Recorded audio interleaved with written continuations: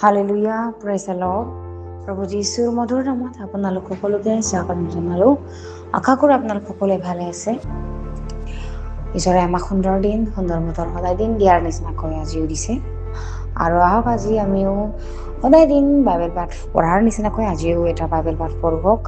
আজি বাক্য আমি লৈছোঁ 2 তিমোথী 2:13 পদ। ইয়াত সুন্দৰ ঈশ্বৰৰ বাক্যই আমাৰ কাৰণে কৈছে, আমি অবিশ্বাসী হ'লেও তেওঁ বিশ্বাসী হৈ থাকে, কিয়নো তেওঁ নিজকে অস্বীকাৰ কৰিব নোৱাৰে। Hallelujah, praise the lord. তেওঁ যে বিশ্বাসী হয় আৰু আমি তেওঁক বিশ্বাস কৰাৰ আগতে তেওঁ আমাক বিশ্বাস কৰিছে।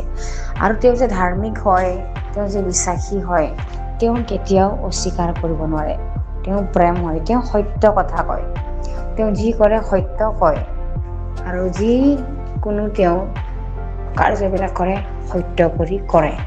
কিয়নো আমি যেতিয়া দেখোঁ পাহাৰ পৰ্বত গছ গছনি এইবিলাক মিছা নহয়, এইবিলাক তেওঁ সত্য কয়ে, সঁচা কয়ে। তেওঁ বনাইছে, সৃষ্টি কৰিছে। বৰষুণ, পানী, বতাহ, সূৰ্য, তৰা, নক্ষত্ৰ, সেই সকলোবোৰ সঁচা হয়। সেই সকলোবোৰ আমি ধৰিব পাৰোঁ, চুব পাৰোঁ। আনকি আমি নিজে সঁচা হয়, সৃষ্ট সঁচা, যাৰ ঈশ্বৰৰ ছাপটো আমি হয়। আমেন। ঈশ্বৰে যেনেকুৱা আমিও এনেকুৱা, ঈশ্বৰৰ প্ৰতিমূৰ্তিটো আমি হয়। আমি মিছা নহয়, তেওঁ সঁচা হয়। সেইকাৰণে আমি তেওঁক বিশ্বাস কৰিব লাগে। আমি তেওঁৰ সন্মুখত নিজকে মূৰ দোৱাব লাগে। আমেন। আৰু তেওঁ এইটো অস্বীকাৰ কৰিব নোৱাৰে যে মই সত্য নহয়, মই ধাৰ্মিক নহয়, মই ঈশ্বৰ নহয়, মই উদ্ধাৰকৰ্তা নহয় বুলি তেওঁ অস্বীকাৰ কৰিব নোৱাৰে। কাৰণ তেওঁ সঁচা কথা কয়, তেওঁ সঁচা কথা ঘোষণা কৰে।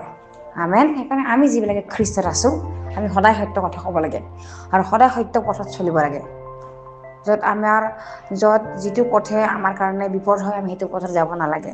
যিটো কথাই আমাৰ কাৰণে বিপদ বিঘিনি ঘটায়, মিছা ফালে ঢাল নিয়ে, সেইটো আমি ত্যাগ কৰিব লাগে। আমি গোটেইটো ত্যাগ কৰিব লাগে। আমি সঁচা পথত যাব লাগে।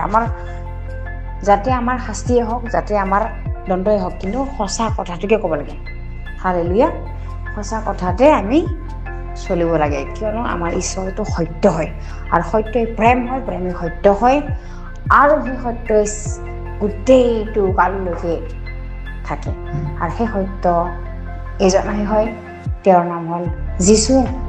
আৰু সেই সৃষ্টিকৰ্তাৰ উশাহ নিশাটোৱে আজি আমি লৈ আছোঁ।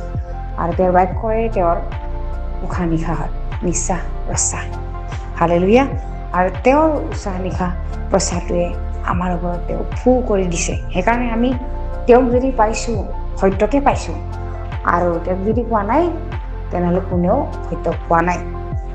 আমি যীশুক পাইছোঁ, তো আমি সত্যক পাইছোঁ, জীৱন পাইছোঁ, আমি আনন্দ পাইছোঁ। আমেন। মই বিশ্বাস কৰোঁ এই বাক্যৰ যোগেদি আপোনালোক সকলোৱে বহুত বহুত আশীৰ্বাদ প্ৰাপ্ত হৈছে বুলি। আজি দিনটোত আহক যাতে ঈশ্বৰৰ আশীৰ্বাদ পৰিপূৰ্ণ হয়। আমি একেলগে প্ৰাৰ্থনা কৰোঁ। হওক। হালেলুয়া। প্ৰভু, তুমি মহান, তুমি সত্য, তুমি জীৱিত, তুমি আদি, তুমি অন্ত।